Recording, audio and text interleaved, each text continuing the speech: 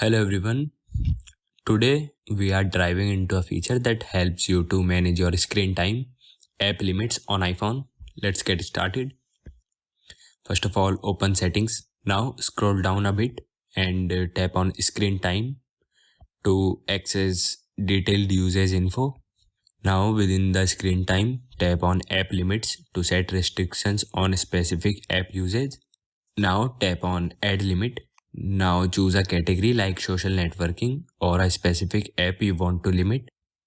Like I'm choosing the Instagram, and then tap on next on the top right corner.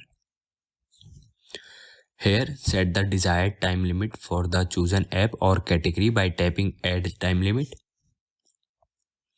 You can choose hours or minutes, whatever you want.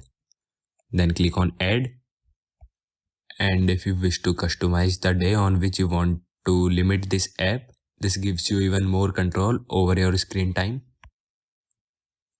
You can customize days. Like I want to use Instagram Saturday for 2 hours. You have now set up app limits on your iPhone, taking control of your screen time. So this is how you can use the app limit feature on your iPhone. Thank you everyone.